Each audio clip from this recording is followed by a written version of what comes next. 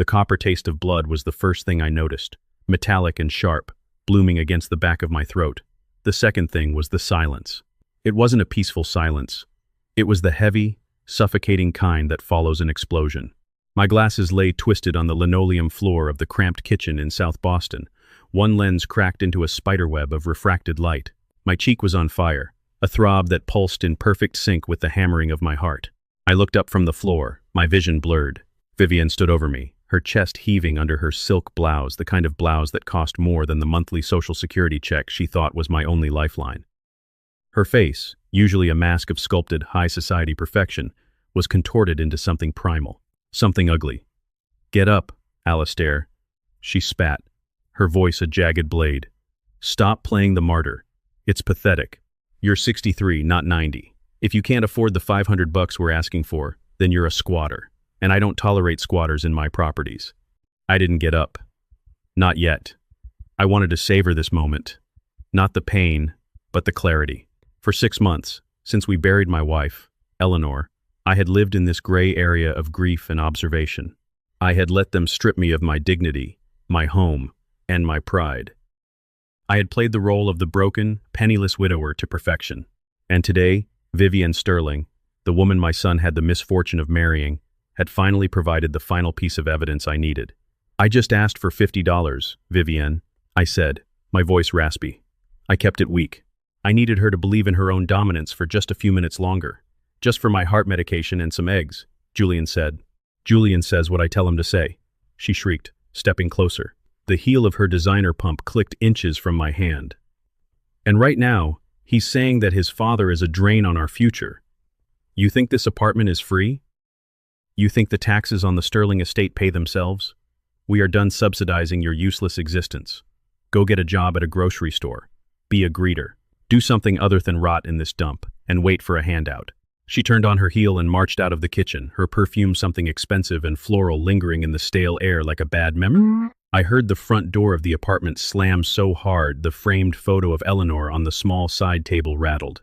I stayed on the floor for a long moment, listening to the retreating click-clack of her heels in the hallway. Then, slowly, I stood up. I didn't feel like a broken man.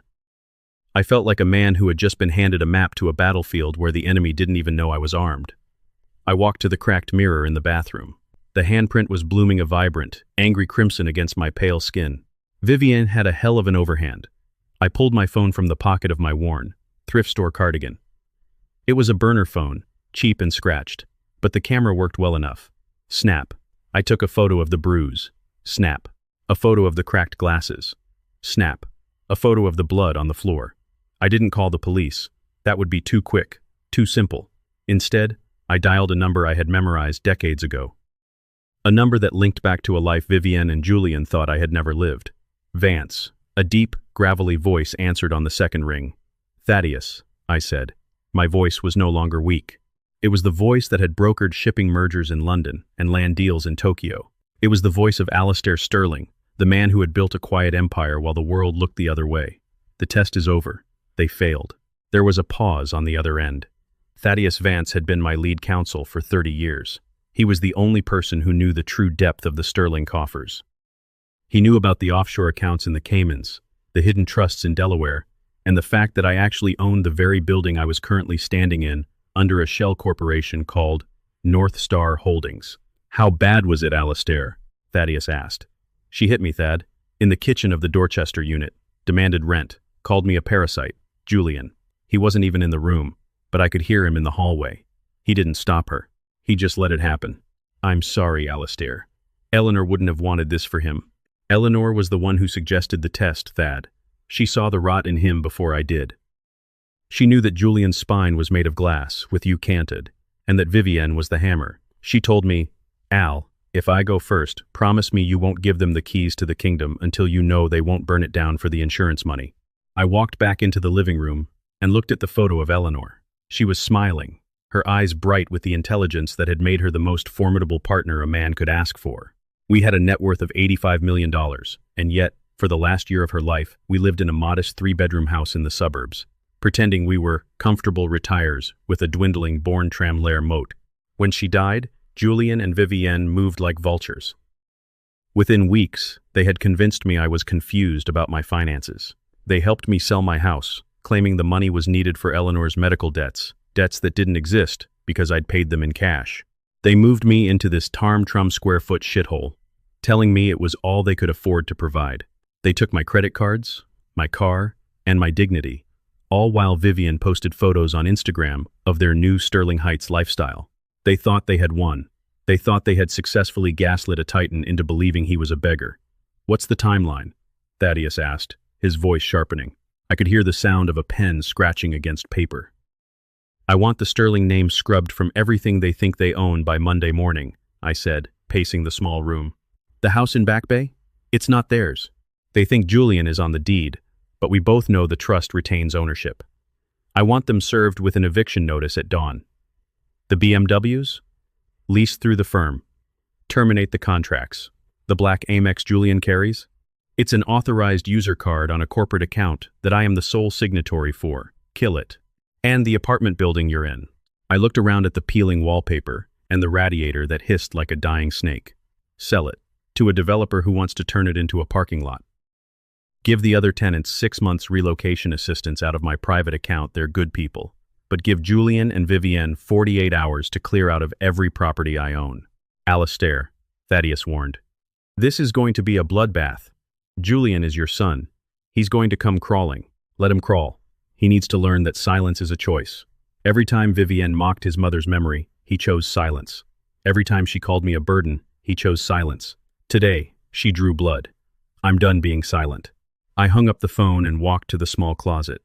Tucked away in a false bottom of a battered old suitcase was a leather-bound ledger and a passport. Not the Alastair Sterling passport Julian had seen, but my diplomatic one. I looked at the clock. It was muy lum am on a Thursday. By Monday, my son would realize that the penniless old man he had abandoned was the only thing standing between him and the gutter. But before that, I had one more stop to make. I walked out of the apartment, leaving the door unlocked. There was nothing in there I wanted to keep except the photo of Eleanor. I caught a cab paying with a $100 bill I had hidden in the lining of my shoe and headed toward the financial district. As the skyline of Boston rose up to meet me, I felt a strange sense of peace. I wasn't just planning a revenge.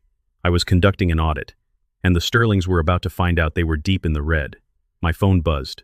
It was a text from Julian. "Dad, Vivienne said you were being difficult again. Look, we're just trying to keep our heads above water.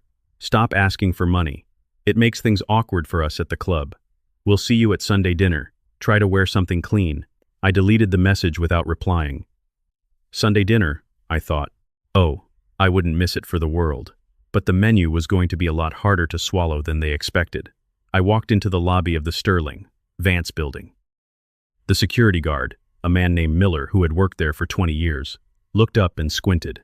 He didn't recognize the man in the thrift store cardigan at first. Then his eyes widened. "Mr. Sterling?" he whispered, standing up straight. We heard you were ill. We heard you moved to a facility." "I'm feeling much better, Miller," I said, offering a cold, thin smile. "In fact, I've never felt more like myself. Is Thaddeus upstairs?" "Yes, sir. Always." "Good. Tell him the ghost has come home." I stepped into the private elevator, the mahogany doors closing on the world that thought I was a victim. As the elevator ascended, I watched the floor numbers climb. Muy. Hi muy. Ba muy. I pulled out my phone and looked at the photo of my bruised face one last time. I sent it to Julian. No caption, no explanation, just the image of his wife's handiwork. 3 seconds later, my phone began to vibrate. Julian was calling. I watched the screen glow with his name, the son I had loved, the man I had lost. I let it ring, and ring, and ring. The elevator chimed. The doors opened to the penthouse suite. "Welcome back, Alistair," Thaddeus said, standing by the floor-to-ceiling window overlooking the harbor. He held a thick folder in his hand. "Everything is ready. The traps are set." "Then let's pull the pin," I said. What Julian and Vivian didn't know was that the inheritance they were so desperate to protect was already gone.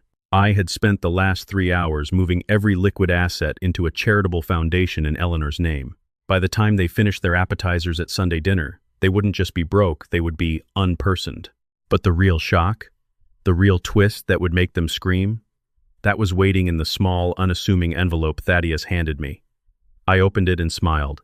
It was a deed for a property in the Swiss Alps and a set of adoption papers I had filed 35 years ago. I wasn't just Julian's father, and he wasn't just my son. There was a secret Eleanor had taken to her grave, a secret that made this betrayal even more poisonous, and I was going to use it to destroy them both.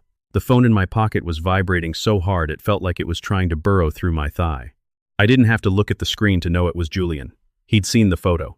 He'd seen the jagged crimson handprint his wife Hamid had left on my face, and for the first time in 6 months, the comfortable little reality he'd built for himself was starting to crack. I looked at Thaddeus, who was watching the phone with a grim sort of curiosity. He'd seen Julian grow from a toddler in a sailor suit into a man in a bespoke suit, but he'd also seen the soul of that man wither away the moment Vivienne Montgomery walked into the picture. Vivienne didn't just join our family, she colonized it. He's on his 10th call in 4 minutes, Thaddeus noted, checking his own watch. He's panicking, Alistair. That's the most initiative I've seen him take since he convinced you to sign over the power of attorney for the charitable trust. Let him panic, I said, finally silencing the ringer. Panic is a great teacher. It's what I felt the night Eleanor died, when I realized I was alone in a house full of people who only saw me as a hurdle between them and a bank account. I walked over to the window, looking out at the sprawling gray-blue expanse of the harbor. My mind drifted back, not to the slap this morning, but to the first time Julian brought Vivienne home. It was nearly 10 years ago, at our summer estate in Martha's Vineyard. We were hosting a small dinner for the board members of Sterling Global. I remember the way Vivienne entered the room. She didn't walk, she made an entrance. She was dressed in a vintage Chanel gown that screamed old money, even though I knew, after a 5-minute background check, that her father was a disgraced hedge fund manager from Connecticut who had vanished after a messy bankruptcy. She had that sharp, predatory beauty platinum hair pulled back so tight it looked like it hurt, and eyes that scanned a room like a high-end appraiser. Eleanor, God bless her, saw it instantly. While I was charmed by Vivienne's knowledge of rare Bordeaux and her seemingly genuine interest in my shipping routes, Eleanor was watching the way Vivienne looked at the silverware. She's a collector, Al. Eleanor had whispered to me that night as we got into bed. But she's not collecting memories. She's collecting assets, and she's identified Julian as the most valuable one in the room. I had laughed it off. Julian was our only child, our pride and joy. I thought he was smarter than that. But Vivienne was a master of the slow burn. She didn't demand things. She suggested them. She didn't alienate us. She made herself indispensable. She started by helping Eleanor with her charity galas, then moved on to advising Julian on his investments. Bit by bit, she whittled him down. She convinced him that his mother's business instincts were outdated and that my conservative approach to wealth was holding him back. She created a world where only her opinion mattered, and Julian, desperate to prove he wasn't just living in my shadow, ate up every word of it. The real shift happened 4 years ago. I'd noticed small discrepancies in the corporate accounts, nothing major. Just a few thousand here and there flagged as consulting fees to a firm I'd never heard of. When I brought it up to Julian, he didn't even look me in the eye. Vivienne says we need to modernize our tax shielding, Dad. He'd said, his voice echoing her exact cadence. Don't worry about it. We're just protecting the legacy. That was the first time I felt the cold wind of betrayal. He wasn't protecting the legacy, he was preparing for my absence. And then Eleanor got sick. The 3 years of her decline were the hardest of my life, but they were also the most revealing. As Eleanor grew weaker, Vivienne grew bolder. She started talking about estate planning while Eleanor was still in the next room, fighting for breath. She complained about the cost of the private nurses, suggesting we look into more efficient care options. Julian just sat there. He sat there and let her talk about his mother's life like it was a line item on a spreadsheet. I remember one night, about a month before Eleanor passed, I was sitting by her bed holding her hand. She was drifting in and out of sleep, but she suddenly gripped my fingers with a strength I didn't think she had left. The papers, Alistair, she'd whispered. In the safe at the lodge, the blue folder. Don't let them find it until the end. You'll know when. I hadn't understood then. I thought she was talking about a secret will or perhaps a hidden account. It wasn't until a week after the funeral, when I was at my lowest point, that I drove up to the hunting lodge in the Berkshires and opened that safe. Inside wasn't money, it wasn't gold, it was a set of adoption papers from 35 years ago. The secret Eleanor had kept to protect Julian's heart was now the weapon she had left for me to protect mine. Julian wasn't a Sterling by blood. He was the son of a young girl Eleanor had helped during a crisis in her youth, a girl who had passed away shortly after birth. We had brought him home, named him Sterling, and given him the world. He never knew. We decided he would never have to. We wanted him to feel like he belonged to us, body and soul. But as I sat in that quiet lodge, reading the documents that proved he had no legal claim to the Sterling lineage if I chose to sever the tie, I realized Eleanor had known this day might come. She'd known that if Julian ever turned on me, I would need the ultimate leverage to show him what he was throwing away. I didn't act on it then. I was too broken. I let them move me out of my house. I let Vivienne convince Julian that my grief-induced confusion made me unfit to manage the properties. I watched them sell off my favorite art pieces to fund their lifestyle in Back Bay. I even let them put me in that dump in Dorchester, telling me it was temporary while they reorganized the estate. For 6 months, I lived like a pauper in my own city. I ate canned soup and watched the wallpaper peel, waiting to see if Julian would ever come over just to see me, not to ask for a signature. Waiting to see if he'd ever defend me when Vivienne called me a relic. This morning was the final check. I'd intentionally blocked the transfer of a $50,000 payment for Vivienne's upcoming Winter Solstice Gala. I knew she'd come for me. I knew she'd be furious. But I didn't expect the slap. The slap changed everything. It took the situation from a family dispute to a criminal one. It gave me the legal grounds I needed to bypass the good faith clauses in our trusts. Alistair? Thaddeus's voice snapped me back to the present. He was holding a tablet showing a live feed of the Sterling Global Security Gate. He's here. Julian just pulled up in the Porsche. He's trying to use his executive pass, but I've already deactivated it. I looked at the screen. My son, or the man I had called my son, was stepping out of the car. He looked disheveled.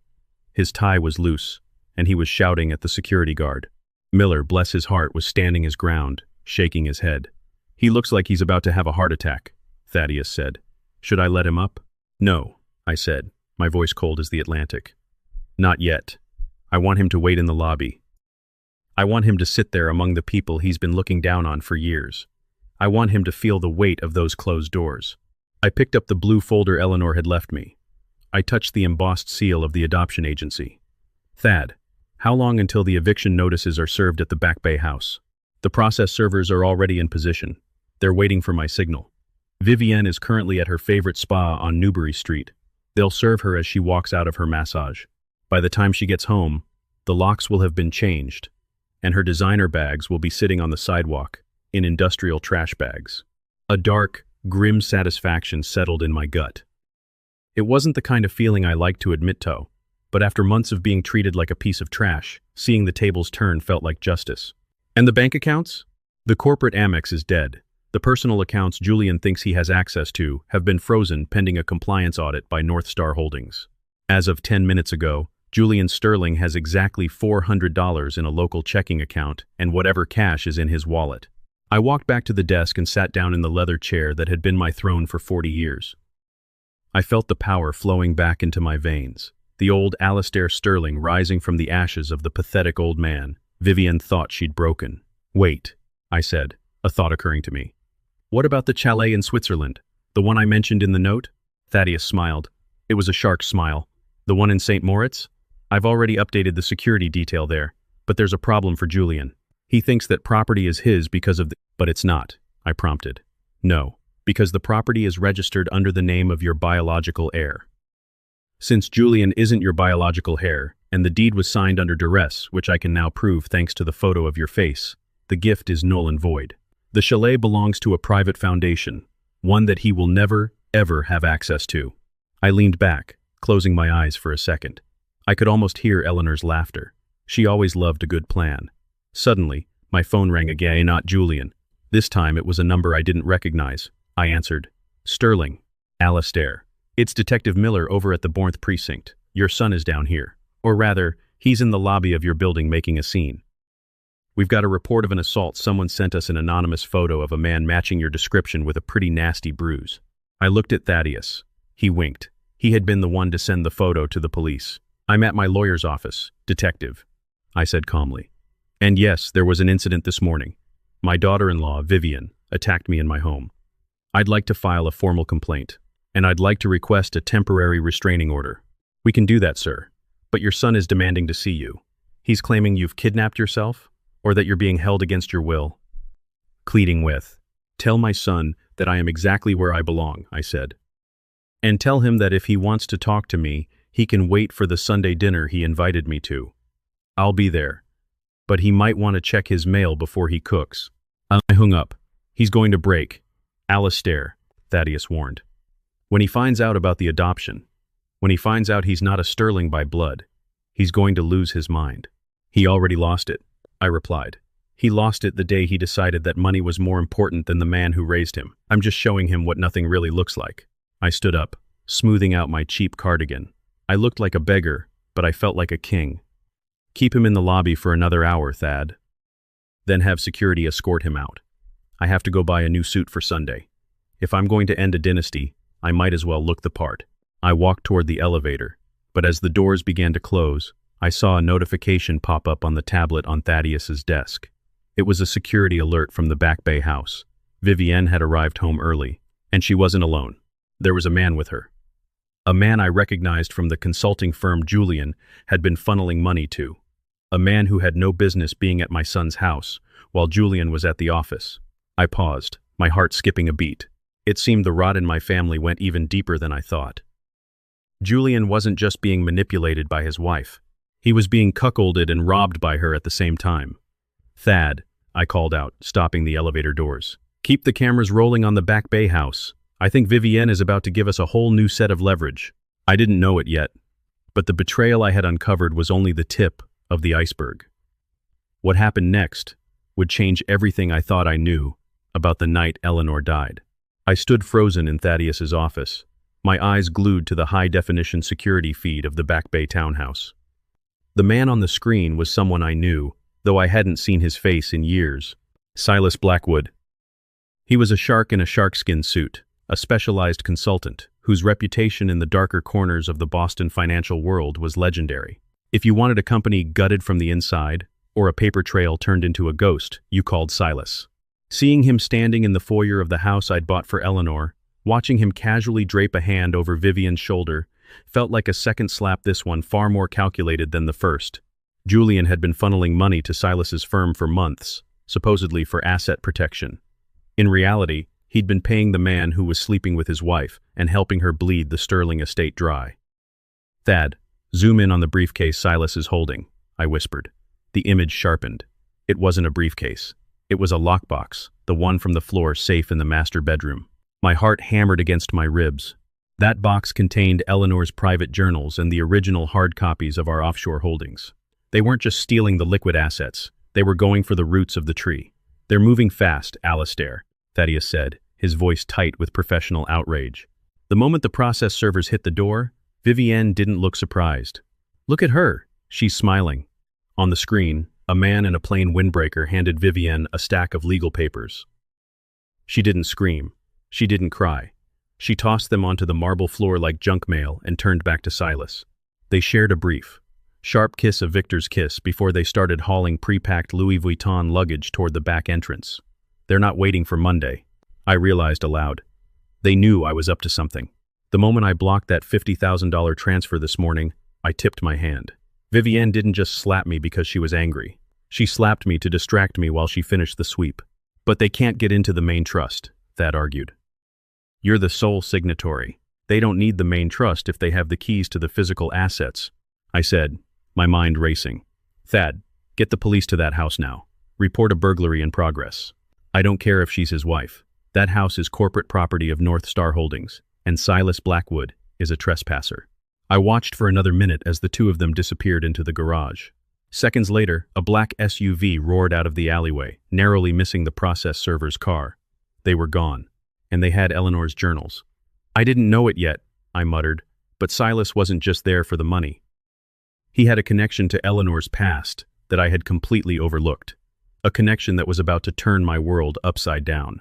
I turned away from the monitors. The pauper act was over. I couldn't afford to be the grieving widower anymore. I needed to be the man who built Sterling Global from a single tugboat into a multi-billion-dollar shipping empire. "Thad, I need a car, not the rental. Send for the armored Maybach, and call the tailor at Harrison Sons. Tell him I'm coming in for an emergency fitting. I want to look like the man who can buy and sell everyone in this city without checking his balance." The transformation took 3 hours. I sat in the back of the Maybach, watching the city of Boston blur past the tinted windows. I had spent 6 months blending into the shadows of Dorchester, wearing clothes that smelled like laundromats and despair.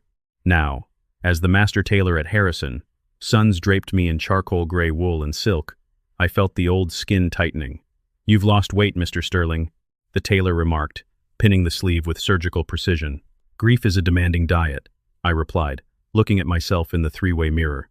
The man staring back wasn't the useless old parasite Vivienne had mocked. He was a ghost returning to haunt his own house. The bruise on my cheek was still there, but under the expert application of a little concealer the tailor's assistant provided, it looked like a shadow of a past life. By Sao. Kong PM, I was back in the penthouse office. Thaddeus looked up from a mountain of paperwork, his expression grim. The police arrived at the Back Bay house 20 minutes after they left. The floor safe was empty. They didn't just take the lockbox, Alistair.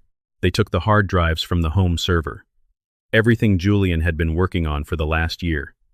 Every contract, every digital key, it's all gone. "And Julian?" I asked. "He's at a bar near the waterfront. My guys are tailing him."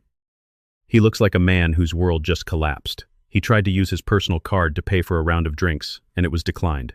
He's currently sitting in a corner booth, staring at his phone. He hasn't called Vivienne? He's tried 50 times. She's not picking up. I think he's finally starting to realize that he wasn't the partner in that marriage. He was the mark. I felt a pang of something that felt dangerously like pity. I had raised Julian. I had taught him how to tie his shoes, how to read a balance sheet, how to be a gentleman, but I had failed to teach him how to recognize a predator. I had protected him so much from the world's ugliness that he had invited it into his bed. "It's time to move the Sunday dinner up, Thad. I'm not waiting 3 days. I want him to meet me tonight." "At the house." "Which house? The one you just evicted them from?" "Exactly. Tell him I've found a way to fix the financial block. Tell him I'm at the house and I need his signature to save the estate." He's desperate enough to believe it. He needs his father to be the hero one last time, so he can go back to being the golden boy. "And Vivienne? She won't be there. She thinks she's won. She's probably at a hotel with Silas right now, trying to crack those journals. But Silas is smarter than her. He'll realize soon enough that the journals are written in a shorthand Eleanor and I developed in the 70s.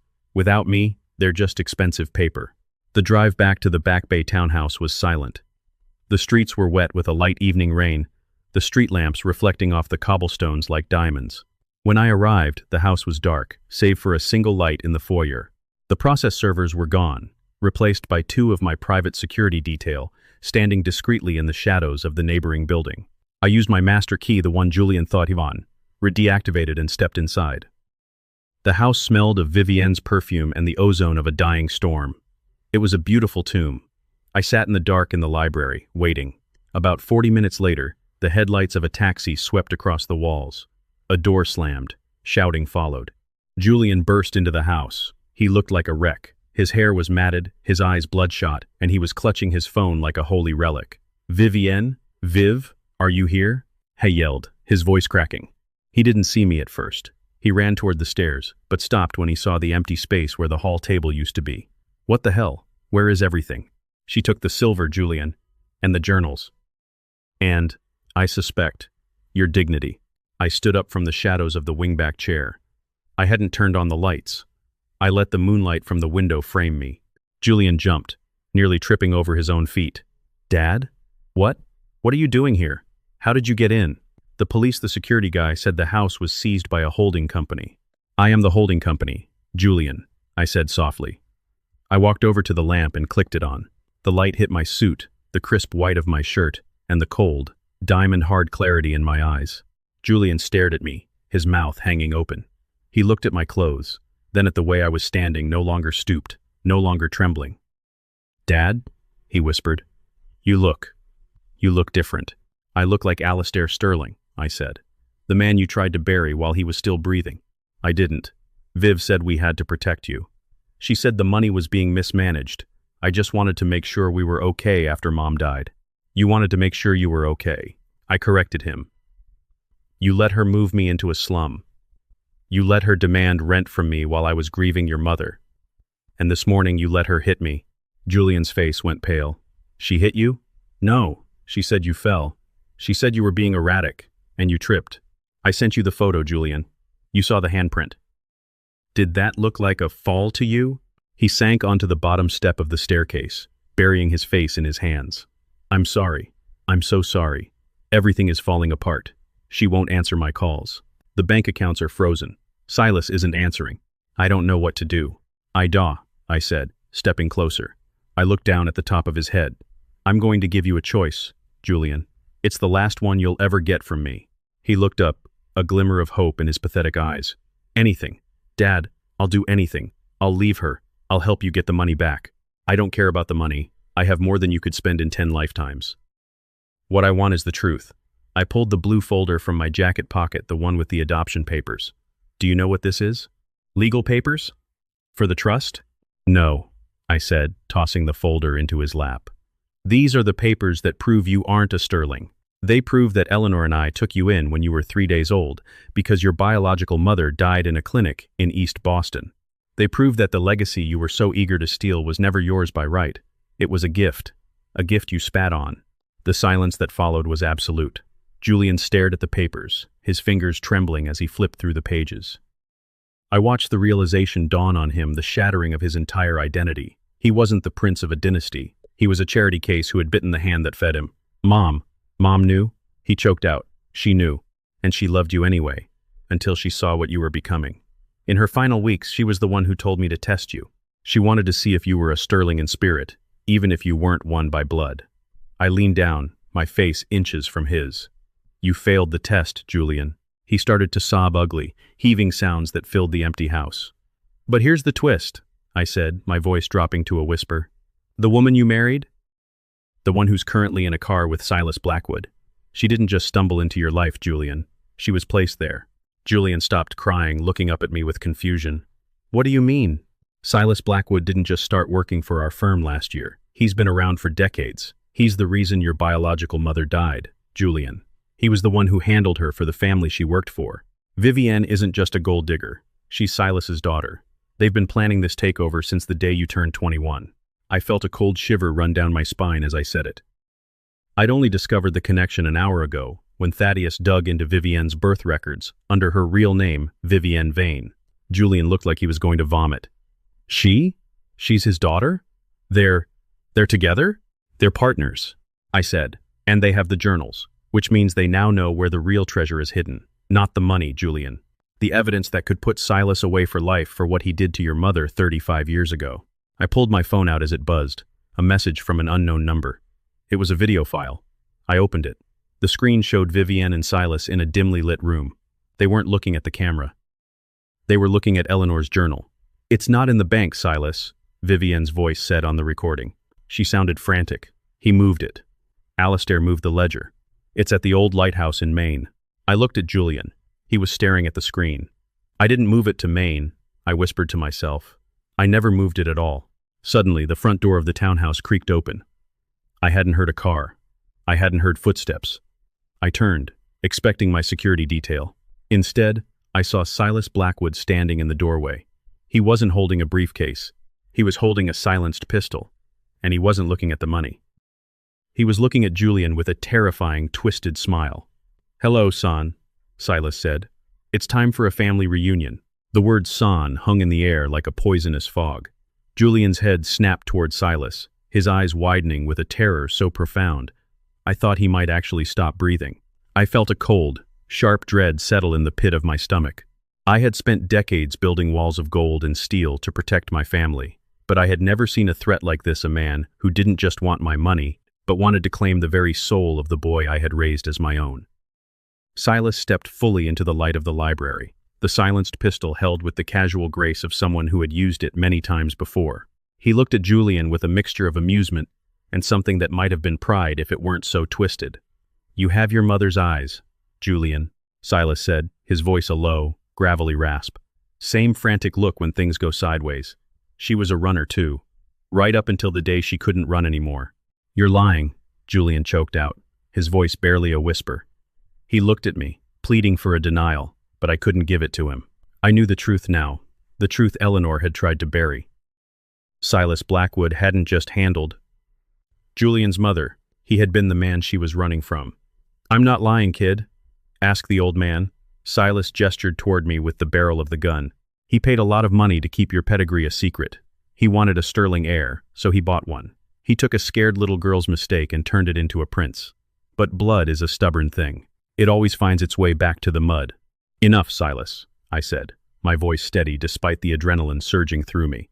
I stepped in front of Julian, shielding him with my own body. If this was the end of the line, I wasn't going to let him go down without a fight. You've had your fun. You've drained the corporate accounts, you've manipulated my son, and you've sent your daughter to play house. What do you want? Silas's smile widened, revealing teeth that were too white and too straight. The North Star Ledger, Alistair. Don't play dumb. I know it's not at the lighthouse. Vivienne is a smart girl, but she's impatient. She believed that little video leak because she wanted to believe it. But I know you. You wouldn't put the evidence that could bury me in a wooden shack in Maine. You'd keep it close. Somewhere sentimental. He started to circle us, the gun never wavering. My mind raced, searching for an opening.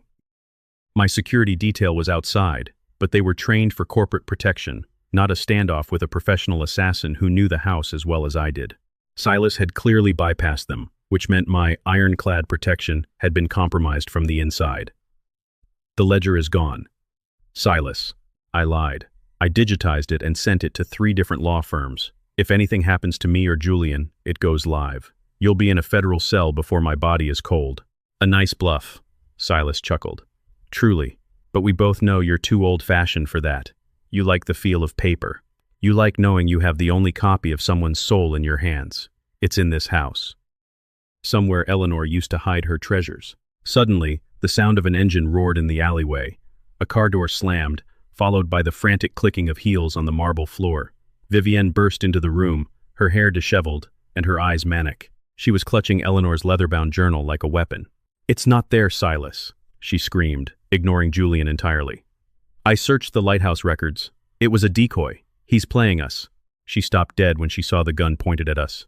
She looked at her father, then at Julian, who was still slumped on the stairs, a shell of a man. Her face twisted into a mask of pure, unadulterated contempt. Oh, look at him, Vivienne sneered, pointing at Julian. My brave, powerful husband, crying on the stairs because his daddy told him he's a nobody. I spent 4 years sleeping next to you, Julian. Do you have any idea how much I had to drink just to stomach the sight of you? You were so easy. A little flattery, a little we're a team talk, and you handed me the keys to the safe. Julian looked up at her, and for a second, the grief in his eyes was replaced by a flickering spark of rage. I loved you, Viv. I thought we were building a life. You were building a coffin, Julian, she snapped, and I was just waiting for the lid to close. She turned back to Silas. The ledger isn't here. I've searched every inch of this place over the last 6 months while the old man was rotting in Dorchester. It's not in the safe, not in the floorboards, not in the library. That's because you were looking for a book, Vivienne, I said, finding my voice again. But the North Star Ledger isn't a book. It's a person. The room went silent. Silas narrowed his eyes, the gun twitching slightly. What are you talking about, Sterling? The evidence of your crimes, the human trafficking, the money laundering, the accidental death of Julian's mother, it was all recorded by the only person you ever trusted. Your partner in the 90s, a man named Miller. Miller's dead, Silas spat. I saw the body myself. You saw a body, I corrected him. But Miller is very much alive. He's been working as my head of security for 20 years. He's the one who's been keeping the records. Every time you sent a consultant to our firm, every time you tried to move money through our shipping lanes, Miller was watching. He didn't just record it. He lived it. I looked toward the doorway. Isn't that right, Miller? From the shadows of the hallway, the tall, weathered figure of the security guard stepped out. He wasn't wearing his uniform anymore. He was wearing a tactical vest, and he was holding a very large, very real shotgun. Silas's face went gray. You traitorous son of a. I'm the one who stayed loyal, Silas, Miller said, his voice like grinding stones. Loyal to the man who saved my life after you tried to put a bullet in my head in Chinwe Tarm. I've been waiting for this day for a long time. The standoff was absolute. Silas had his pistol on me. Miller had his shotgun on Silas. Vivienne was caught in the middle, her eyes darting between them like a trapped animal. I felt Julian move behind me, his hand reaching out to grip my arm. Drop it, Silas, Miller commanded. The police are 3 minutes out. Thaddeus called them the moment you breach the perimeter. And this time, They aren't the ones you pay off. I called the state troopers. Silas looked at me, his eyes burning with a hatred that spanned 30 years. He knew he was trapped. But a man like Silas Blackwood doesn't go down quietly. He's a predator. If he's going to die, he's going to take the biggest prize with him. You think you've won, Alistair? Silas whispered. You think you can just buy your way out of the past? You took my son. You took my legacy. I may not get the money, but I'll make sure you feel the same hole in your heart that I've lived with for 35 years. He didn't point the gun at me. He didn't point it at Miller. He swung the barrel toward Julian. Crack. The sound of the silenced pistol was like a whip snapping, but it wasn't the only sound. At the exact same moment, the library window shattered as a flashbang grenade detonated, filling the room with blinding white light and a roar that felt like a physical blow. I didn't think. I didn't hesitate. I threw my weight back, slamming into Julian, knocking us both off the stairs and onto the hard marble floor just as the air above us was filled with the whistle of a bullet. Everything turned to chaos. Shouting, the heavy thud of boots, the smell of cordite and smoke. I felt Julian's weight beneath me, his breath coming in ragged gasps. Are you hit? I yelled over the ringing in my ears. Julian, are you hit? I don't think so, he stammered, his voice trembling. I looked up through the haze. The room was crawling with tactical officers in state police gear. Silas was pinned to the floor, his face pressed into the rug, his hands cuffed behind his back. Vivienne was screaming, her silk blouse torn, as she was hauled away toward the foyer. But Miller was standing by the window, his shotgun lowered, looking down at something on the floor. I scrambled to my feet, helping Julian up. We walked toward Miller, our hearts pounding in our chests. There, lying in a pool of light from a fallen lamp, was Eleanor's journal. It had been shot through the center, the leather torn, and the pages charred. But that wasn't what Miller was looking at. He was looking at a small, silver locket that had fallen out of the journal's hidden compartment. A locket I had never seen before. I picked it up. My hands were shaking so hard I could barely open the clasp. When I finally did, I saw two photos. One was of Eleanor, young and radiant. The other was of a woman who looked exactly like Julian. But there was a third thing inside. A tiny, folded piece of paper. I unfolded it. It was a note in Eleanor's elegant, flowing script. Alistair, it read, if you are reading this, the secret has finally outrun us. I know what Silas told you. I know what he believes. But he's wrong. He was never the father. He was just the monster she was trying to escape. The real father was the only man who ever truly loved her. The man who gave her everything until his family forced them apart. Look at the back of the photo, Al. The truth was always right in front of you. I flipped the photo of Julian's mother over. My breath caught in my throat. There, written in faded ink, was a name. Arthur Sterling, my brother. My older brother who had died in a boating accident 6 months before Julian was born. The room seemed to tilt on its axis. Julian wasn't just a charity case. He wasn't the son of a monster. He was a Sterling. He was my nephew, my flesh and blood. Eleanor hadn't just saved a stranger's child. She had saved our family's future from the scandal my father had tried to bury. I looked at Julian. He was watching me, his face pale and tear-streaked. He saw the look on my face, the sudden, overwhelming realization of what we truly were to each other. Dad? He asked, the words sounding more natural than it ever had before. What is it? What does it say? I didn't answer right away. I looked at Silas, who was being led out of the room. He caught my eye, and for a split second, I saw the confusion in his gaze.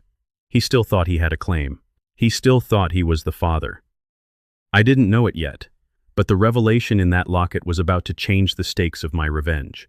It wasn't just about Vivienne and Silas anymore. It was about my own father's crimes. It was about the man who had ordered the accident that killed my brother to prevent him from marrying a nobody from East Boston. It says you're home, Julian, I finally said, pulling him into a hug. It says you're exactly where you were always meant to be. But as I held him, I looked over his shoulder at Miller. The old guard gave me a slow, solemn nod. He had known. He had known the whole time. And as the police cleared the house, I realized the most dangerous part of this journey was just beginning. Because the man who had ordered my brother's death wasn't dead. He was 90 years old, living in a fortified estate in the Hamptons, and he still controlled the largest portion of the Sterling fortune. My father was the final boss, and he had no idea I was coming for him. The blue and red lights of the state police cruisers pulsed against the white marble of the foyer. turning the house into a rhythmic, silent disco of tragedy. Silas and Vivienne were gone, hauled away in separate vehicles, their threats still echoing in the hollow spaces of the library. But the silence that followed was heavier than the noise.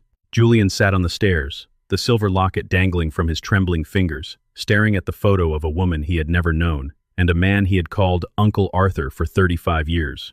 I watched him, my heart aching with a mixture of rage and profound relief.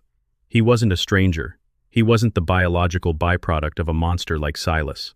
He was the son of my brother, the man I had worshipped as a child. Arthur had been the golden boy of the Sterling family, the one with the easy laugh and the heart too big for our father's cold, calculating world. When he died in that accident off the coast of Newport, a part of me had died with him. I never suspected that his death had been a murder, a clinical removal of a weak link, by our own father. He killed him, didn't he? Julian's voice was hollow, stripped of the bravado he had tried to maintain. He didn't look at me. He just looked at the locket. Your father. My grandfather. He killed my dad because he loved someone he wasn't supposed to. I sat down on the step beside him, ignoring the protests of my 63-year-old knees. My father, Harrison Sterling, believes that people are assets or liabilities, Julian. Arthur was becoming a liability in his eyes. He wanted Arthur to marry a senator's daughter to solidify a shipping merger. Instead, Arthur fell in love with a girl from East Boston who worked in a bakery. To Harrison, that wasn't just a mistake. It was a betrayal of the bloodline. I reached out and placed a hand on Julian's shoulder. For the first time in months, he didn't pull away. He leaned into me, his frame shaking with silent, heaving sobs. I felt the weight of 35 years of lies pressing down on us both. Eleanor had protected him. She had taken Arthur's secret and Arthur's son and raised him as our own, knowing that if Harrison ever found out the truth, he would finish what he started in Newport. I've spent my whole life trying to be a Sterling, Julian whispered. Trying to make you proud, trying to make the firm grow. And all that time, I was just a ghost in my own house. You are a Sterling, Julian. More of one than Harrison ever was. Being a Sterling isn't about the money or the name. It's about the backbone Eleanor and I tried to give you. And yes, you lost your way. You let a predator into your life because you were hungry for the kind of approval I didn't know how to give you. But that ends tonight. And I stood up, pulling him with me. The Sunday dinner was no longer a metaphor. It was a countdown. Harrison Sterling, the patriarch who had orchestrated our family's misery from his fortress in the Hamptons, would be expecting his quarterly dividend report by Monday morning. He would also be expecting a call from Silas Blackwood confirming that the cleanup of Alistair Sterling was complete. Miller, I called out. The old guard appeared from the kitchen, wiping a smudge of grease from his hand. He looked at me with an intensity that told me he was ready for the next phase. He had been my father's man once, long ago, before he saw the darkness for what it was. We're going to the Hamptons, I said. Tonight. The old man won't be happy to see you, Alistair, Miller warned. He has a private security force that makes the state police look like Boy Scouts, and he's been expecting Silas to call in. That's exactly why we're going, I replied. I want to be the one to tell him that his favorite dog has been muzzled. I turned to Julian. You don't have to come. You've been through enough. I can have Thaddeus take you to a safe house in Vermont. Julian looked at the locket, then at me. The fear was still there, but beneath it, I saw the first flicker of the Sterling steel. He killed my father, Alistair. I'm coming. I want him to see what he tried to bury. The drive from Boston to the eastern end of Long Island took 4 hours. We traveled in the armored Maybach, Miller driving with a focused, grim determination. Julian sat in the back with me, going through the digital files Thaddeus had sent to my tablet. We weren't just going with anger, we were going with an audit. As it turned out, Harrison hadn't just been controlling the family. He had been embezzling from the Sterling Charitable Trust, the one named after Eleanor, to fund his own offshore ventures. He was 90 years old and already worth billions, yet he couldn't stop himself from stealing from a dead woman's legacy. It was the ultimate greed, the final proof that he had no soul left to save. I didn't know it yet, I murmured as we crossed the bridge into New York, but Harrison wasn't just waiting for us. He had already made a move I hadn't anticipated. My phone buzzed, a news alert.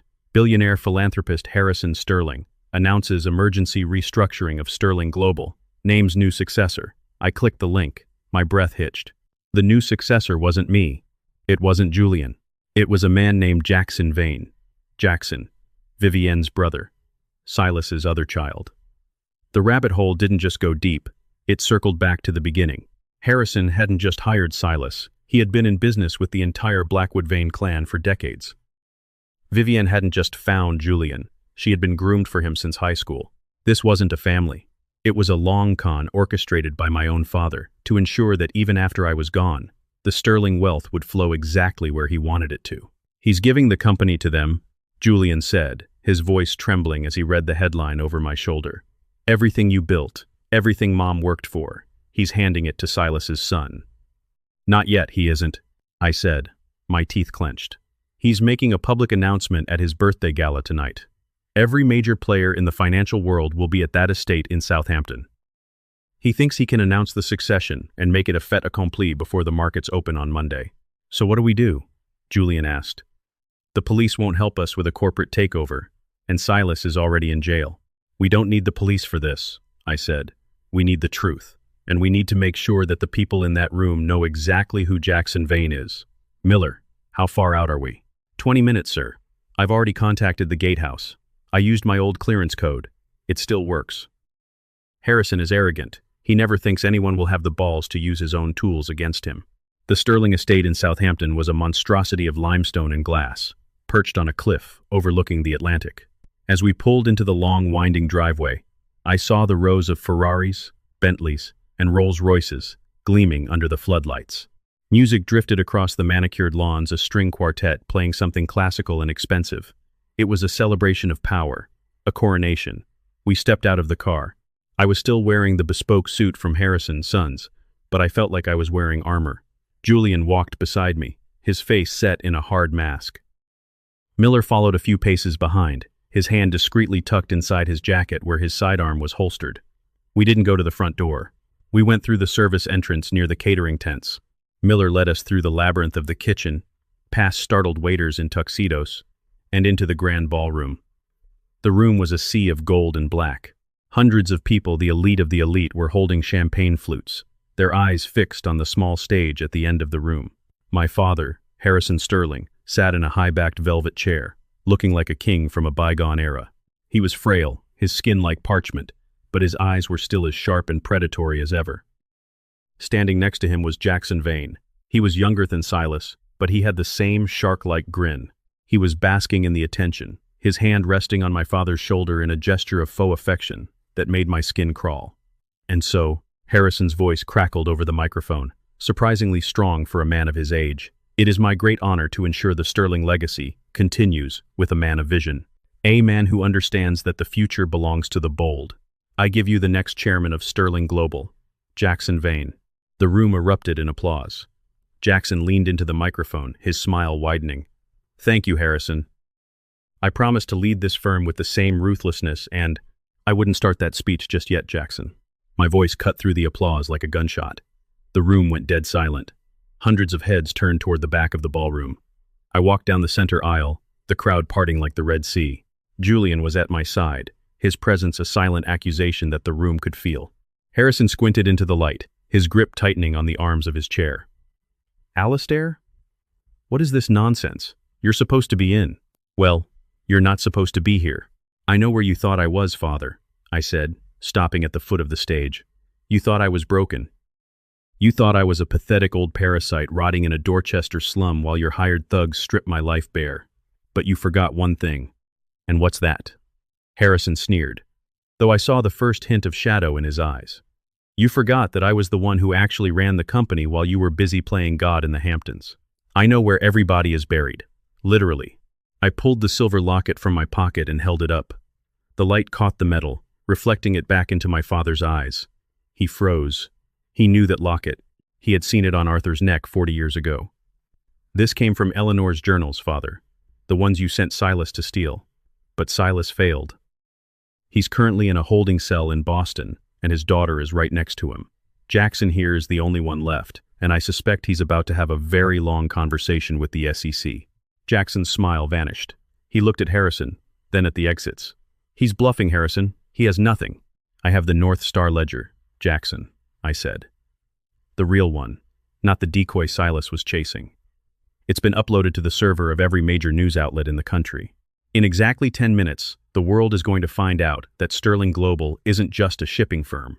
It's the primary laundering hub for the Blackwood Syndicate. And that you, Father, were the one who signed the checks. The murmur in the room grew into a roar of whispers.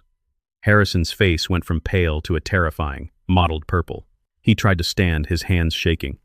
You would destroy everything? Your own name? Your own wealth? I'm not destroying it, Father. I'm cleaning it. I've already filed the papers to put the firm into a court-ordered receivership. Every penny of the illicit gains is being seized and redistributed to the victims of your partnerships. As for the rest, I looked at Julian. The rest belongs to the rightful heir. The one you tried to kill before he was even born. Julian stepped forward, the locket held out in his hand. Hello, grandfather. I think it's time we talked about Arthur. The look on Harrison's face wasn't one of remorse. It was pure, unadulterated shock. He looked at Julian, seeing the ghost of the son he had murdered, and for the first time in his life, he looked small. But as I watched my father crumble, I realized that the trap I had set had one more spring. Jackson Vane wasn't just a businessman, he was a cornered animal. And as he reached into his tuxedo jacket, I realized that the Sunday dinner wasn't over. It was about to become a massacre. "Look out!" Miller screamed, lunging toward the stage. I didn't hear the first shot. I only felt the air shatter. What happened next changed the Sterling family forever, but it wasn't the ending I had planned. It was something far more permanent. The sound of the first shot didn't ring out like a movie, it was a flat, sickening pop that seemed to swallow the air in the ballroom. For a heartbeat, the elite of the Hamptons stood frozen, champagne flutes halfway to their lips, convinced it was part of the entertainment. Then the screaming started. I felt a sudden, violent weight slam into my chest. It wasn't a bullet, it was Miller. The old man had moved with a speed that defied his years, throwing his massive frame into me and Julian, sending us sprawling behind the heavy mahogany grand piano. "Stay down," Miller roared, his voice cutting through the rising tide of panic. I scrambled to my knees, my breath hitching as I looked back toward the stage. Jackson Vane wasn't a businessman anymore. He was a cornered wolf. He stood over my father, his face twisted in a snarl, a small, black semi-automatic leveled at the crowd. But he wasn't looking at the guests. He was looking at us. "You think you can just walk in here and take it back?" Jackson screamed, his voice cracking with the pressure of a dying dream. This was the deal. Silas and I, we did the dirty work for 30 years. We kept the Sterling name clean while we waded through the mud. This is our harvest. I looked at my father. Harrison Sterling sat in his velvet chair, unmoved by the chaos. He didn't look afraid. He looked bored. Even with a madman holding a gun 3 feet away, the patriarch of the Sterling family was calculating his next move. He looked down at Jackson with the same clinical detachment he'd used when he decided my brother, Arthur, was no longer a viable asset. "Put the gun away, Jackson," Harrison said, his voice cold and thin as a winter reed. "You're making a scene.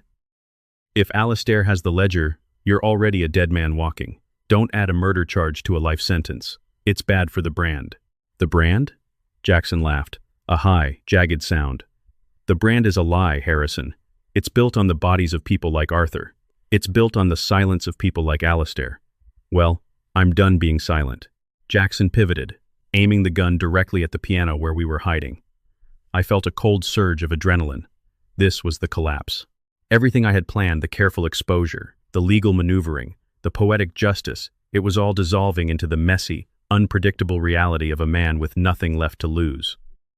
I looked at Julian, who was curled into a ball, his hands over his ears. This was the boy I had raised, and I was about to watch him die because I thought I could outplay a monster in a tuxedo. I didn't know it yet, but the real reversal wasn't coming from me. It was coming from the shadows. Crack, crack. 2 sharp reports echoed from the back of the room. Jackson's head snapped back, a spray of crimson painting the white lilies on the stage. He slumped forward, the gun clattering onto the hardwood floor before he followed it, landing in a heap at my father's feet. The silence that followed was even more terrifying than the screaming. I looked toward the back of the room. Standing by the tall glass doors, framed by the moonlight and the sea spray, was Vivienne. She was holding a suppressed pistol, her designer gown torn at the shoulder, her face a mask of cold, surgical precision.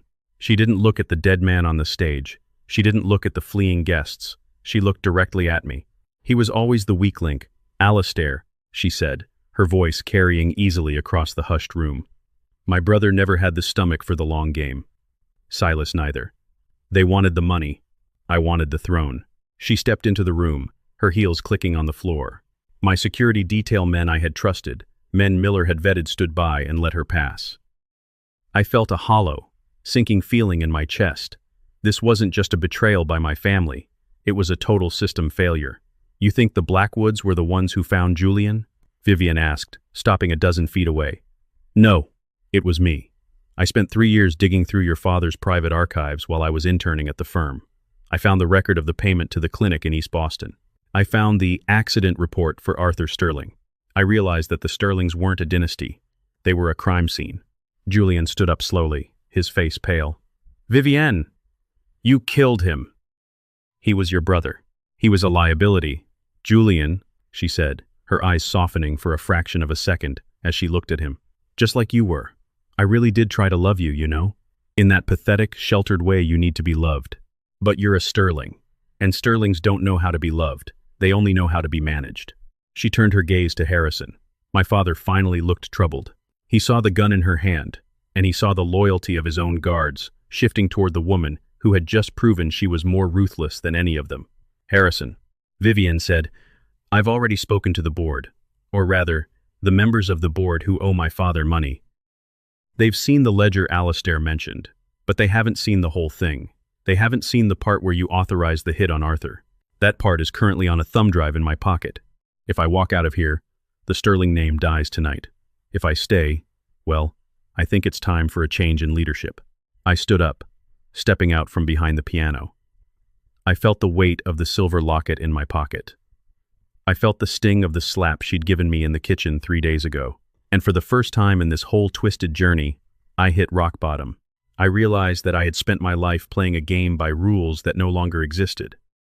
I had tried to fight a war with lawyers and ledgers, while my enemies were using bullets and blood.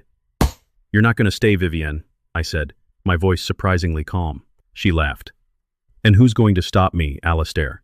Your security? They've been on my payroll since the day I moved into the Back Bay house. Your lawyer? Thaddeus Vance is a fine man, but he's currently being detained at his office.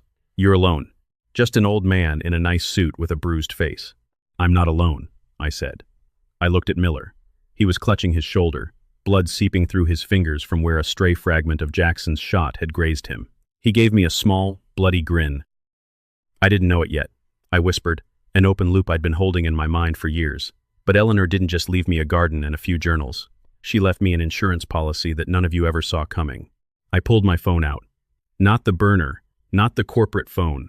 A small, rugged satellite device I'd kept in the safe at the hunting lodge. I pressed a single button. Outside, the sound of the ocean was suddenly drowned out by the rhythmic thrum of heavy rotors. Searchlights swept across the lawn, blindingly bright, as 3 unmarked black helicopters descended toward the estate. What is this? Vivienne demanded, her composure finally cracking as she shielded her eyes. It's called a hostile takeover, Vivienne, I said, but not the kind they teach in business school. For 30 years, Sterling Global has been the primary contractor for the Department of Defense's maritime logistics.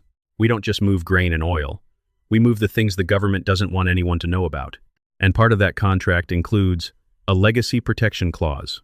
If the leadership of the firm is compromised by a foreign or domestic criminal element, they intervene. The doors to the ballroom burst open. Not tactical police. These were men in gray kits, no insignias, moving with a terrifying, silent efficiency. They didn't shout. They didn't give orders. They simply disarmed my father's security detail in seconds. Vivienne turned to run, but she was met by 2 operatives at the glass doors. She raised her pistol, but before she could even find a target, a red dot appeared on her chest. She froze. Drop the weapon. A voice commanded a woman's voice, cold and professional. Vivienne dropped the gun. It clattered against the marble, a hollow sound that signaled the end of her reign. She was forced to her knees, her designer gown bunching around her as she was cuffed. I walked over to her. I looked down at the woman who had tried to erase my family. You were right about one thing, Vivienne. The Sterlings are a crime scene. But I'm the one who's going to clean it up. I turned to my father. Harrison was watching the operatives with a look of pure, unadulterated hatred. He knew what this meant. He wasn't going to jail. He was being retired to a black site where the Sterling name would never be spoken again. Alistair, he hissed, you've destroyed us. You've handed the keys to the kingdom to the state. We'll be forgotten. That's the point, father, I said. Arthur was forgotten. Eleanor was treated like a footnote. It's time the rest of the Sterlings joined them in the shadows. But as the operatives began to clear the room, I saw something that made my heart stop. Julian was standing by the stage, looking down at the dead body of Jackson Vane. He was holding a piece of paper that had fallen out of Jackson's pocket during the struggle. I walked over to him. Julian? What is it? He handed me the paper. It was an old, yellowed photograph. It showed my wife Eleanor standing in front of a small cottage in Maine. She was smiling, her belly rounded with pregnancy. But she wasn't with me. She was standing next to a man whose face had been scratched out with a pen. On the back of the photo, in Eleanor's handwriting, were the words, July Moy Haith. The truth is heavier than the lie. If Harrison finds out about the second child, neither of them will survive. The second child. I looked at Julian, then back at the photo. The date on the back was 3 years after Julian had been born. I didn't know it yet. I whispered, the world tilting once again. But the story of the Sterling family wasn't about a missing heir. It was about a hidden survivor. And that survivor was currently in the room with us. I looked up, my eyes scanning the crowd of operatives and guests. My gaze landed on the woman who had led the tactical team, the one with the cold, professional voice. She was watching me, her expression unreadable. She had the same high cheekbones as Eleanor. The same piercing, intelligent eyes. Miller, I said, my voice trembling. Who is the lead officer on this detail? Miller looked at the woman, then at the photo in my hand. His face went gray. Alistair. Eleanor told me she lost the baby. She told me it was a miscarriage. She lied, I realized. She lied to protect her. She sent her away, just like she tried to hide Julian. She knew Harrison would never stop. The woman in the gray kit stepped forward, removing her helmet. Her dark hair was pulled back in a practical knot. She looked at me, and for a second, I didn't see a soldier. I saw the daughter I never knew I had. My name is Captain Sarah Sterling, she said, her voice steady. But you can call me the person who's here to finish what my mother started. The reversal was complete, but the collapse was just beginning. Because as Sarah looked at my father, I saw a look of recognition in Harrison's eyes. He hadn't been surprised. He'd been waiting for her. Hello, Sarah, Harrison whispered, a terrible, thin smile spreading across his lips. I wondered how long it would take for you to find the courage to come home. I looked between my father and my daughter, and I realized that the hostile takeover wasn't my plan at all. It was theirs, and I was just the man who had opened the door. The ringing in my ears was replaced by a silence so profound it felt like I'd been submerged in deep water. I stared at Captain Sarah Sterling, and for a moment, the lavish ballroom, the dead man on the stage, and the tactical teams faded into a blur. All I could see was Eleanor's eyes staring back at me from under a Kevlar helmet. It was a haunting, impossible symmetry. My wife had kept a secret so massive, so heavy, that it had reshaped the very foundations of the world I thought I lived in. Sarah, I whispered, the name feeling like a prayer and a curse all at once. I took a step toward her, my hands trembling. I didn't know. I swear to you, I never knew. She didn't move. She didn't soften. She stood with her feet braced, her hand resting on the grip of a sidearm, looking at me with a detachment that was more painful than Vivienne's slap. I know you didn't, Alistair, she said, her voice a cool, professional blade. Eleanor made sure of that. She knew you'd try to find me, and she knew that if you found me, Harrison would find me. She chose my life over your conscience. How touching, Harrison's voice rasped from the velvet chair. He was leaning forward now, his eyes bright with a sick, triumphant energy. He looked like a spider watching his most complex web finally catch the fly. The reunion of the year. The failed father, the stolen nephew, and the secret soldier. Do you see now, Alistair? Do you see why I never worried about your little revolts? I turned to my father, the man who had authored every tragedy in my life. You knew about her. You've known the whole time. Known about her? I funded her. Harrison chuckled, the sound like dry leaves skittering across a tomb. When Eleanor sent that baby away to that foster family in Virginia, she thought she was being clever. She thought she was hiding a Sterling from the wolf, but I owned the agency. I watched Sarah grow up from a distance.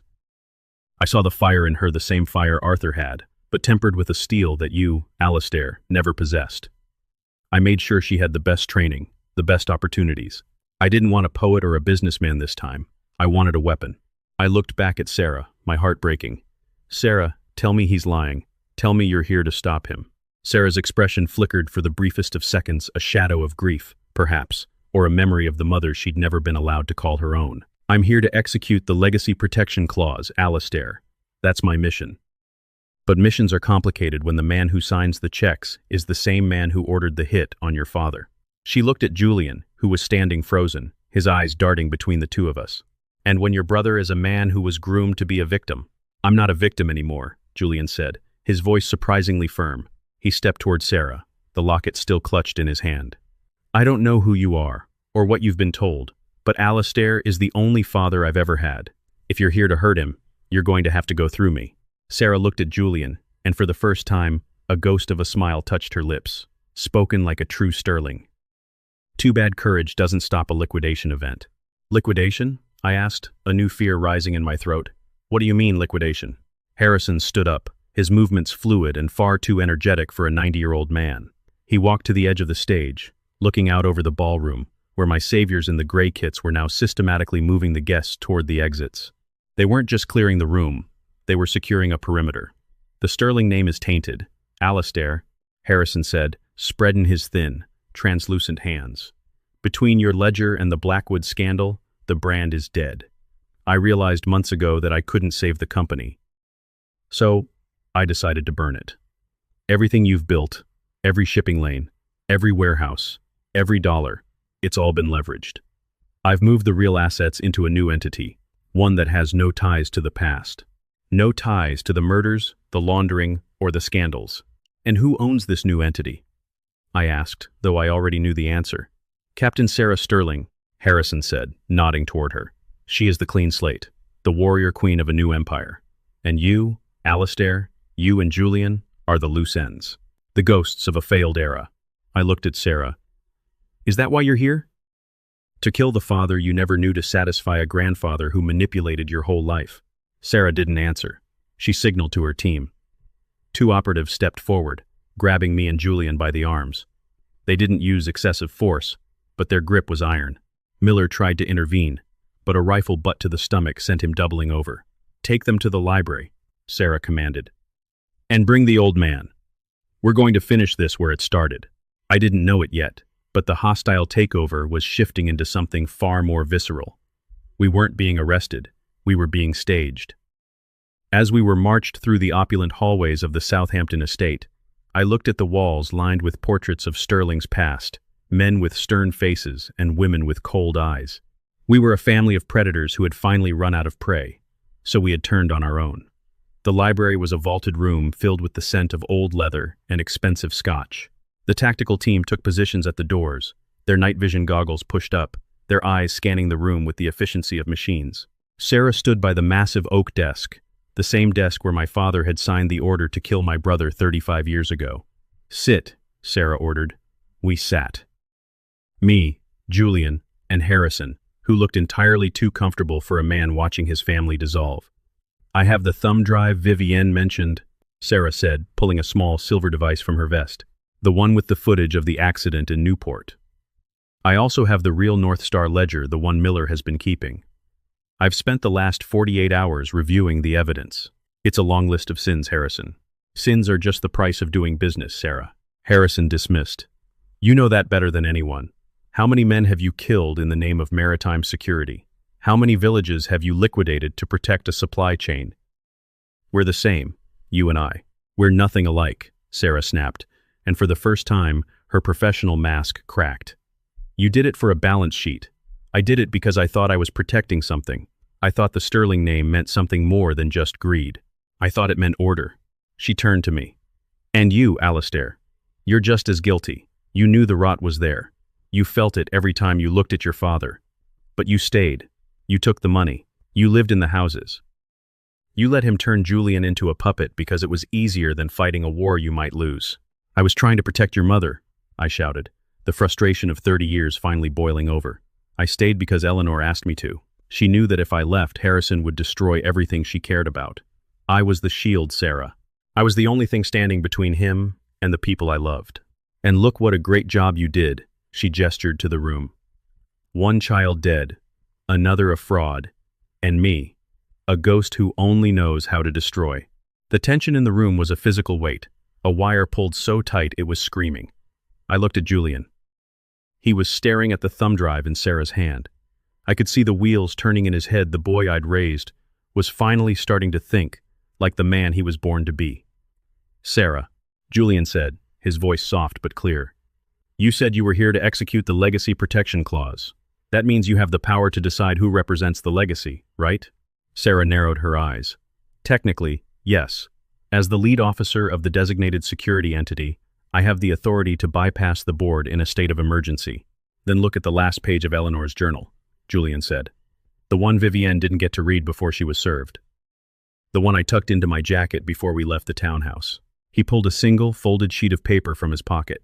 It was charred around the edges, a casualty of the shootout in Boston, but the writing was still legible. He handed it to Sarah. I watched her read it.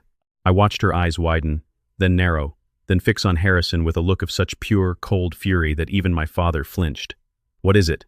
Harrison demanded, his voice cracking. "What did she write?" Sarah didn't answer him. She looked at me, and for the first time, I saw a flicker of the daughter I had dreamed of. A daughter who wasn't just a weapon, but a woman who understood the true meaning of justice. "It's not a journal entry," Sarah said, her voice trembling slightly. "It's a confession, but not Eleanor's." She turned the paper around so we could see it. It was a letter, signed by my father's own hand, dated 35 years ago. It wasn't an order to kill Arthur. It was an order to kill Eleanor. "The woman knows too much," the letter read. "If she won't accept the payout for the boy, she needs to be removed. Make it look like a complication from the pregnancy. We can't have a commoner holding the Sterling name hostage." The room went cold. I felt the air leave my lungs. Harrison hadn't just killed my brother. He had tried to kill my wife. The only reason Eleanor had survived, the only reason she had been able to send Sarah away and raise Julian in secret, was because Miller had tipped her off. Miller, the man I thought was just a loyal guard, had been the one who saved her.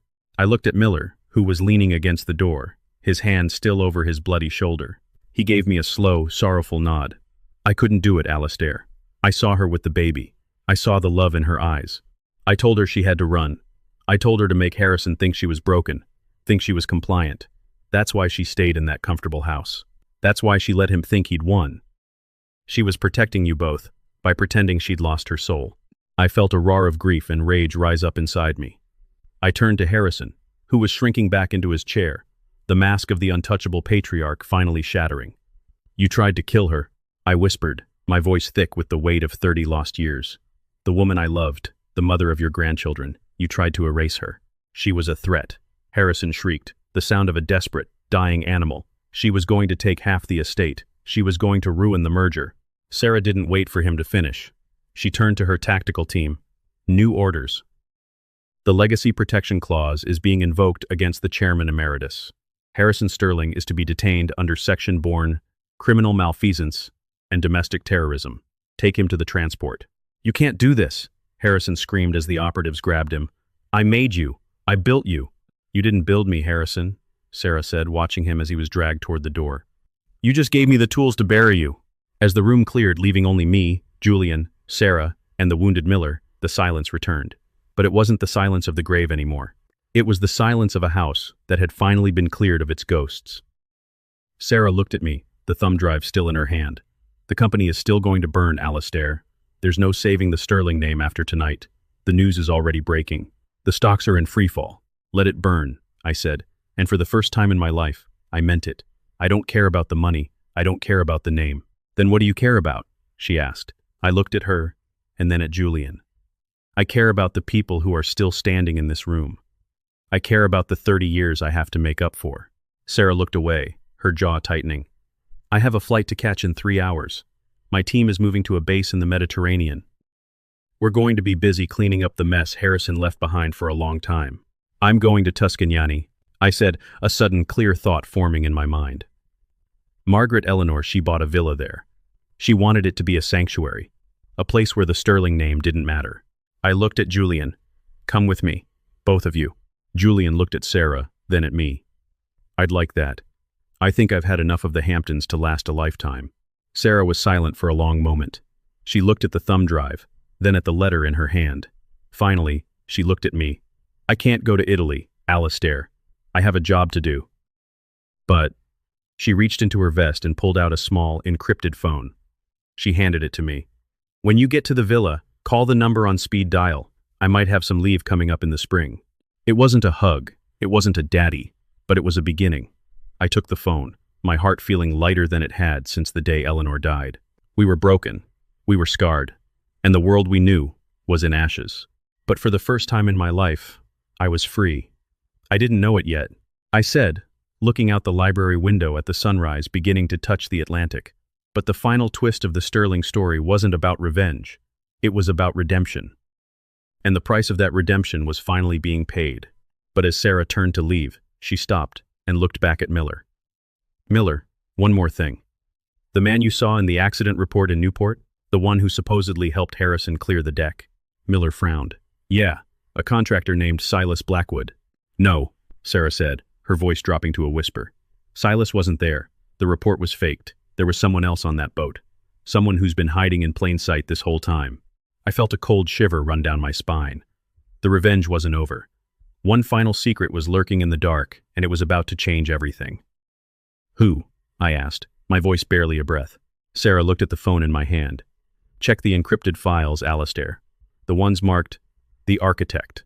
Because the man who really killed Arthur wasn't Harrison. It was the only person Harrison ever actually trusted." I opened the file on the phone, my breath hitching as the image loaded. It was a photo of Thaddeus Vance, my lawyer, my best friend.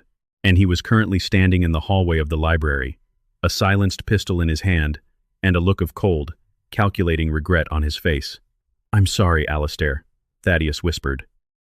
"But some secrets are worth more than a friendship." The click of the safety being disengaged on Thaddeus's pistol was a tiny sound, yet in the vaulted silence of the library, it roared louder than the helicopters outside. I stood there, my hand still gripping the satellite phone Sarah had given me, staring at the man who had been my anchor for 30 years.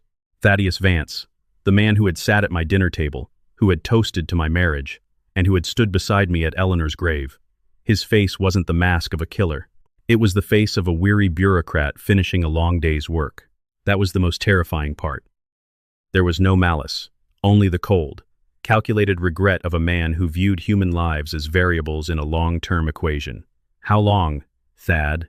I asked, my voice coming out as a jagged whisper. "How long have you been the hand inside the glove?" Thaddeus sighed, his eyes flicking briefly to Sarah, who hadn't moved a muscle. "Since the beginning, Alistair. Your father was a brilliant man, but he was impulsive. He wanted to solve problems with hammers. I taught him the beauty of the scalpel. When Arthur decided to throw away the sterling future for a girl from the docks, Harrison wanted to shoot him in the street. I told him that was too messy. I told him I'd handle the boating accident. It was cleaner, professional. "You killed my father," Julian said, his voice trembling with a mixture of horror and a sudden, sharp clarity. "And then you watched me grow up. You helped me with my college applications. You gave me advice on my first investments." "I was protecting the investment, Julian," Thaddeus said, the barrel of the gun never wavering from my chest. "You were the perfect backup. A sterling by blood, but raised with a sense of debt. I knew that one day Harrison would age out, and Alistair would prove too soft for the transitions we had planned. I needed you to be ready to step up, guided by Vivienne and Silas, under my direction. But Alistair, you were more resilient than we anticipated. Moving you to Dorchester was supposed to break your spirit. We thought you'd be dead of a broken heart within 3 months. I didn't know it yet," I said, looking at the man I'd called my best friend. "But the reason you were always so helpful with my legal protections was because you were the one building the cage. Every trust you set up, every shell company you suggested, they weren't for me. They were the bars." "Precisely," Thaddeus said. "But now, Captain Sterling has arrived with her tactical teams and her legacy clause, and the math has changed. If I kill you now, Alistair, and then Sarah, I can tell the world that the Blackwoods had a final operative. I can play the grieving partner one last time and inherit the management of the receivership. It's the only logical move left." I looked at Sarah. She was standing perfectly still, her eyes locked on Thaddeus. I realized then that the architect file she'd shown me wasn't just evidence. It was bait. She had known Thaddeus was in the house. She had known he would come to the library to tie up the final loose ends. "You're not going to kill anyone, Thaddeus," Sarah said, her voice dropping to a register that made the hair on my arm stand up. "Because you forgot the most important rule of maritime security. Never engage a target when you don't know where the sniper is. Thaddeus's eyes widened for a fraction of a second. Before he could pull the trigger, the heavy lead glass window behind him didn't just shatter, it disintegrated.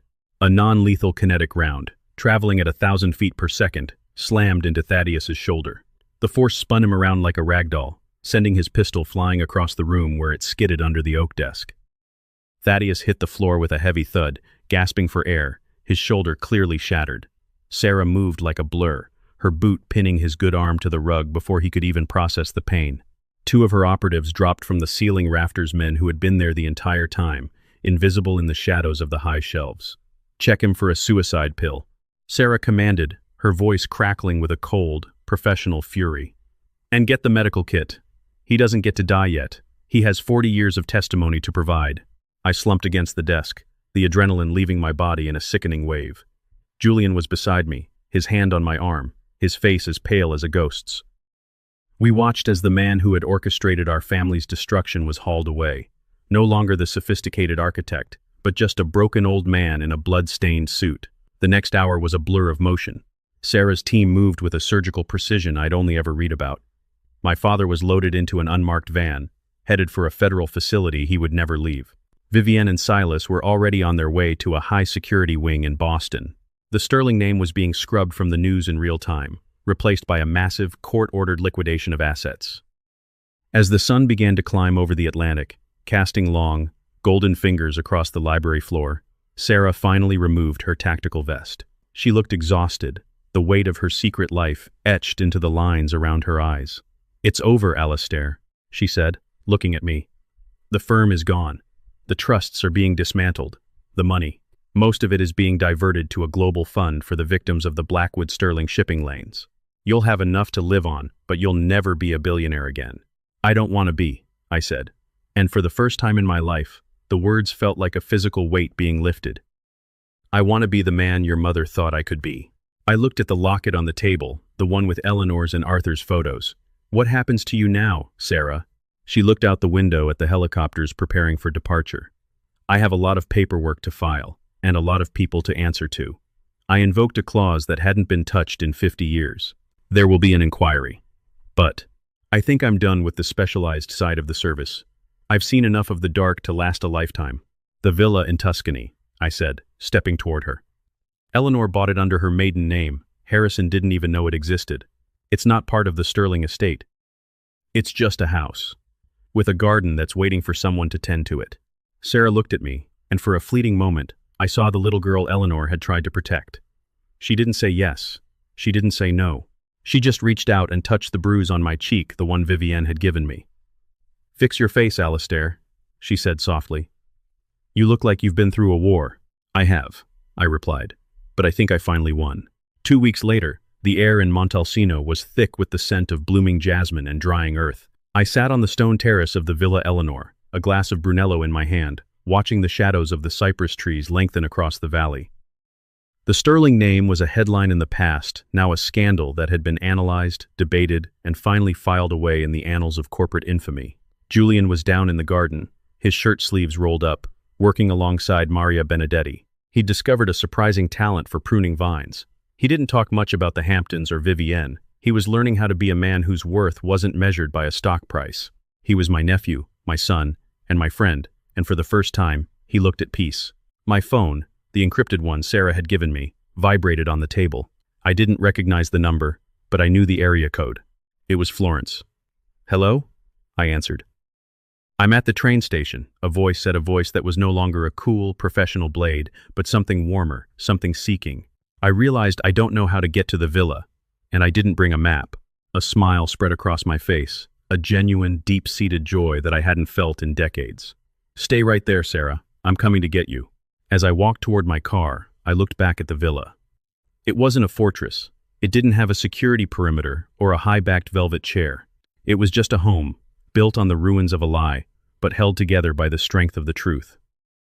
I had lost $1 million, a global shipping empire, and the respect of a world that only valued power. But as I drove down the winding road toward Florence, I realized I'd gained something that my father, Silas, and Thaddeus would never understand. I'd learned that the ultimate revenge isn't the destruction of your enemies, it's outliving their influence. It's finding the courage to walk away from the throne and realize that the dirt in your garden is more valuable than the gold in your vault. Eleanor had been right all along. The truth is heavier than the lie, but once you carry it, you realize it's the only thing that can actually set you free. I reached the station and saw her standing there, Sarah, in a simple sundress, looking at the rolling hills of Tuscany with the same wonder I'd seen in her mother's eyes 40 years ago. I pulled the car over, my heart full, and realized that my story wasn't ending. It was finally, truly, beginning. "Welcome home, Sarah," I said, as she climbed into the car. She looked at me, then at the road ahead. "Let's go see that garden, Dad." And as we drove into the golden Italian afternoon, the ghosts of the Sterling family finally faded into the light, leaving behind nothing but the quiet, beautiful reality of a family that had finally, against all odds, found its way back to each other.